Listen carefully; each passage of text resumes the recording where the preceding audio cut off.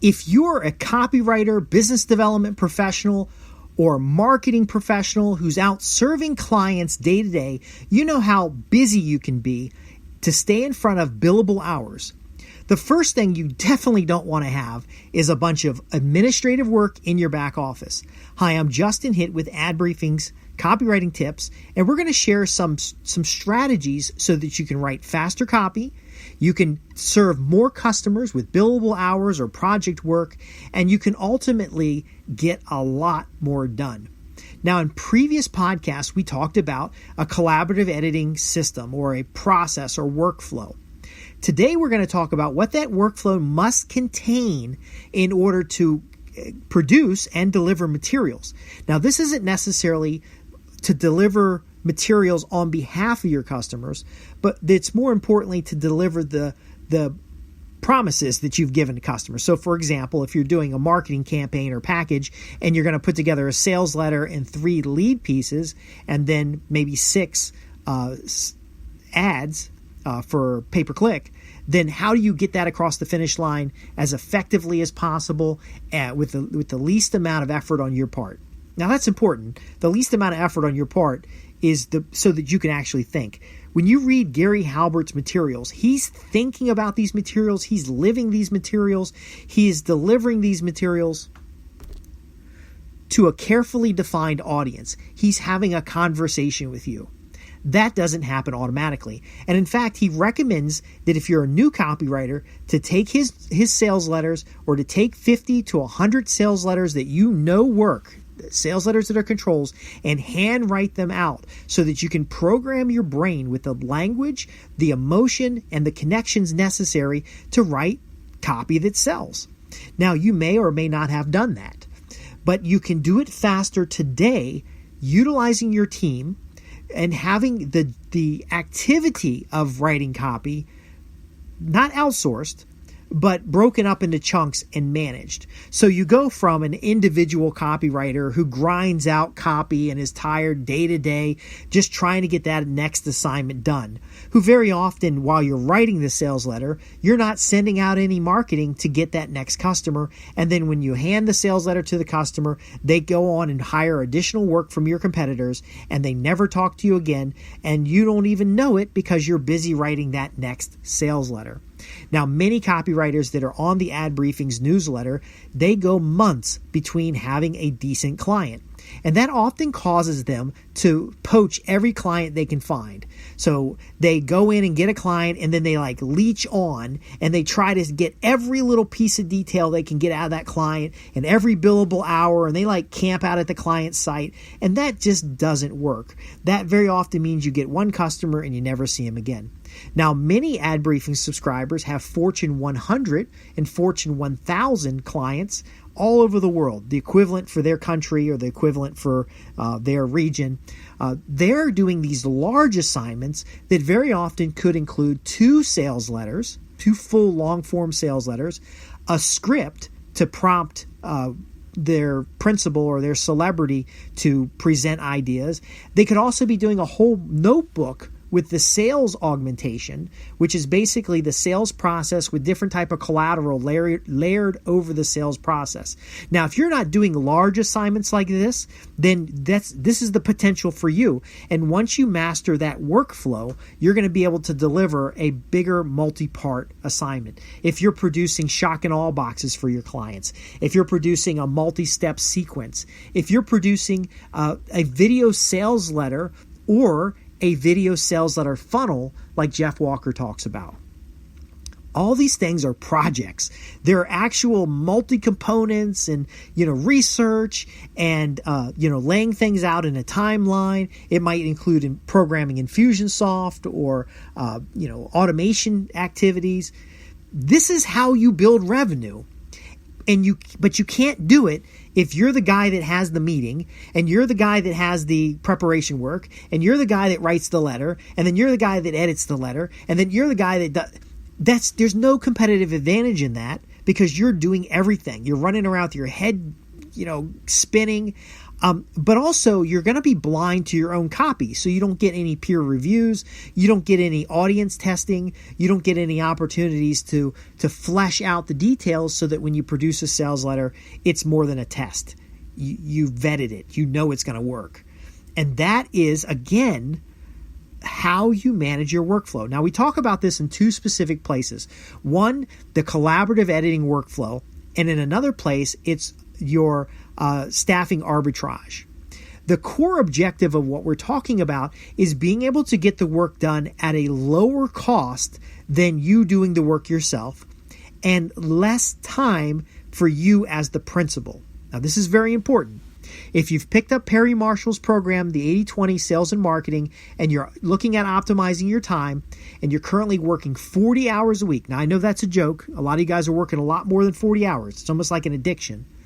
But if you're working just 40 hours a week and you're spending that time producing copy, delivering materials, checking the mail, doing a bunch of administrative work, doing research, doing all the things that we just talked about, and then doing a little slice of marketing, you still may work 40 hours a week, but through this optimization, you'll start increasing the amount of marketing that you do, the increasing amount of the direct customer interactions that you do, and those higher value activities is where you're going to focus your time. But the processing of the mail and all the things we talk about on the administrative side will be taken care of by somebody else. And then also the pre-work, like your rough cuts of videos. Maybe you did an all-day video session, you rented a studio, you've hired some voiceover actors, you've gotten your presentation out, and now you're going to chop the presentation up and make a series of podcasts, landing pages, other things. Well, just the prep work to get to the point where you can go to a studio and start recording, it requires something. But there are elements of that don't require you. And you can have your audience profile and a customer avatar, and you can send people to a database and pull some lists and start giving you some demographics. You can send somebody to start looking through resource materials.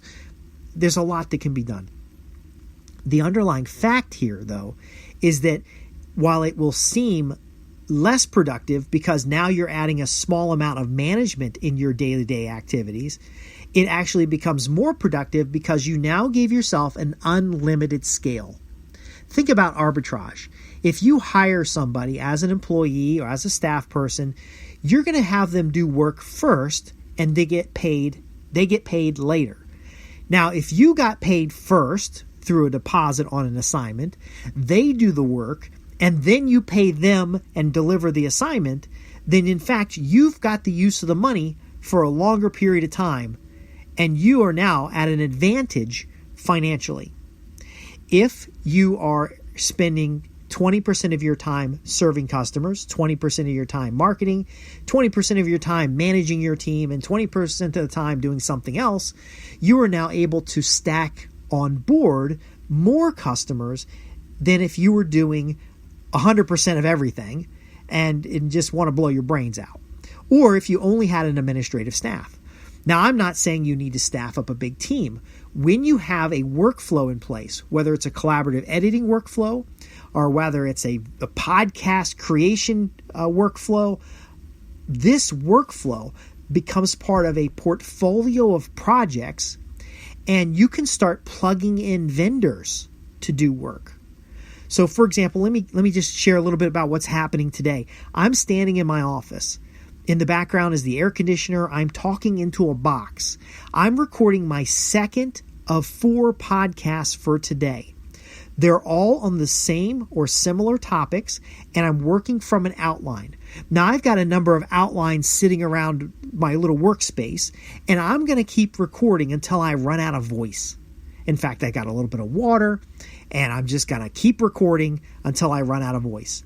I might record 3 hours of speaking. Now, I did a lot of talking today on the phone with clients, and some of those calls will also be extracted in order to become podcasts. But ultimately, in a 3-hour period, I can create 12 podcast episodes. Now, my typical episode is going to be between 10 minutes and 15 minutes. So all I've got to do is have each outline at the 15-minute chunk. Now, more importantly, I've broken it down into 5-minute chunks where we cover the pain, we cover some of the possible solutions, and then I cover some kind of action plan for you. And I just get in there and start going. Now, I haven't scripted every word I'm saying, but I have a really good idea what I need to be covering right now at the 10-minute mark. Now, this video might be edited by somebody on my team. It might have a show notes produced by somebody, but this outline is the foundation of everything that I've put together for this series of talks. Now, I've met a number of top YouTubers in the information marketing spaces. I've met a number of consultants and folks that you look up to, and they go into a studio and spend an 8-hour day knocking out a year's worth of content, and then they go play golf. They don't struggle like you and I do. And I used to struggle. I personally have created 100 gigabytes of video, audio, and documents that have only been seen by a very tiny audience. Not because I have a small newsletter subscription or I accept a small number of private clients, but it's because I would go create the materials for one client, I would produce the materials for one client, and then I would deliver the materials to that one client. Now, yes, the client could have shared it between 15 or 20 staff people. It might have been a business development plan that they revisited 4 or 5 times a year, but ultimately there was no leverage in that interaction. Well, if you're doing all the work, there's no leverage in your interactions. If you're doing the research, writing the sales letter, editing it and formatting it and getting it out there, you can't focus on what you do best, which is writing the sales letter. Now, I will warn you though, many copywriters and business development professionals will use the crutch of this other busy work to get away from something they don't feel comfortable doing. So that's why we also cover copywriting tips and we work on skills training, and I like to encourage you to keep going when it comes to refining the skill. Yet a number of copywriters fall back only on the skill. They believed if only they could write better copy, they would be better copywriters. And maybe that makes sense, maybe it doesn't, but I know for a fact that if you're able to produce assignments for clients in a reasonable turnaround and you're able to handle multiple clients every year, then you can build up a pipeline of clients. You can have a portfolio of paying clients rather than podcast projects and newsletters and YouTube videos for yourself. It's pathetic at times how well people can act to do a presentation when you can tell by the background that they're broke. Now, I show you the background of my office where I'm actually doing real work, and it's a mess. There's piles of books and materials, and I've got notes everywhere, but when I sit down with you, and I'll rattle the paper so you can hear it, I've got an outline. I'm going to deliver to you specific points. I'm going to tell you that first you need to write down your workflow. How is it that you consistently produce materials? What's your customer onboarding process? What is the part of that workflow or onboarding process that you don't have to do? What kind of administrative follow-up elements can somebody else do? Are there any contractors out there that you can hand raw video, raw audio, or other materials and they can assemble them for you?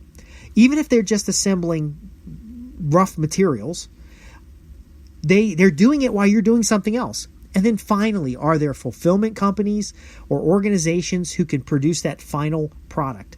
Now, I'm not guaranteeing that this final product is going to be really nice or fancy or compared to a Tony Robbins program. But then again, you're not Tony Robbins. Do the very best you can.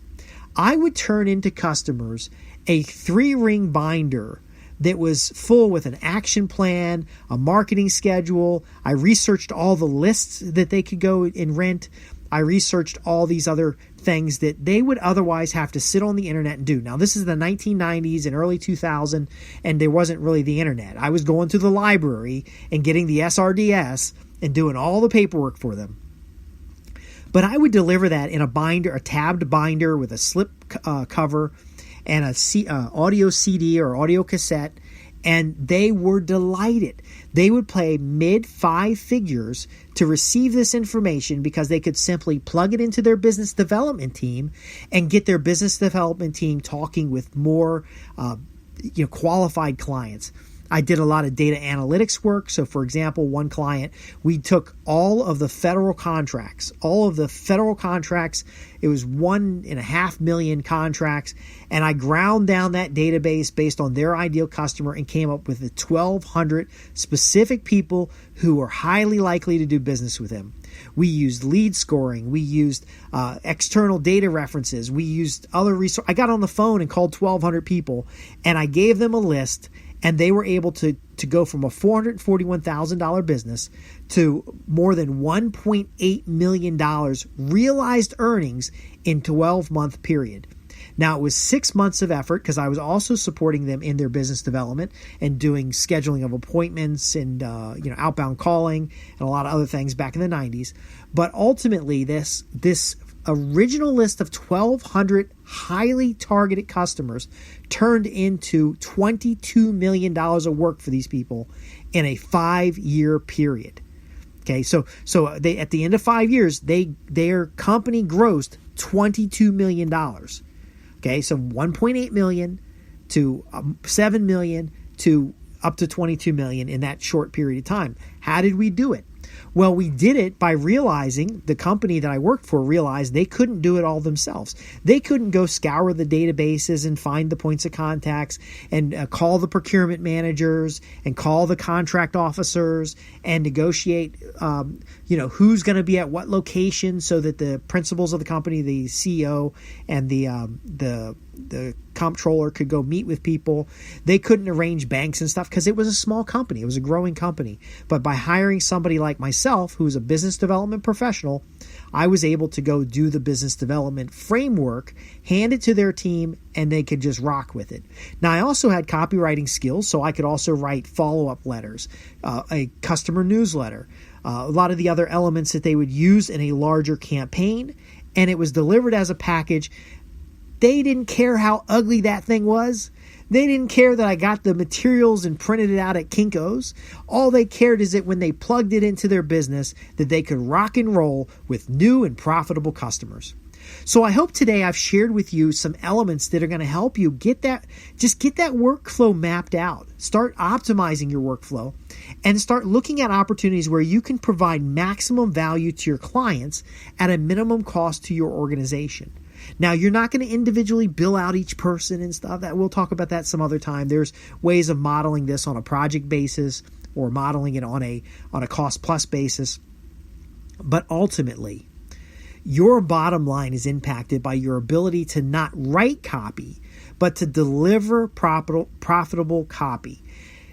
There will be a point in time where your organization will grow large enough, once you breach that $1 million, where you're going to have cub copywriters and you're going to have other folks, and you're going to start multiplying what you can do because you've got the mindset that you're a marketer of copywriting services. You're a marketer of business development services, and you've gotten away from the role of trying to do it all yourself. I'm Justin Hitt with Ad Briefing's Copywriting Tips. I want to thank you for listening. You can find more about what we do for our clients and the newsletter, Ad Briefing's Copywriting Tips, at www.adbriefings.co.uk. Thanks for listening.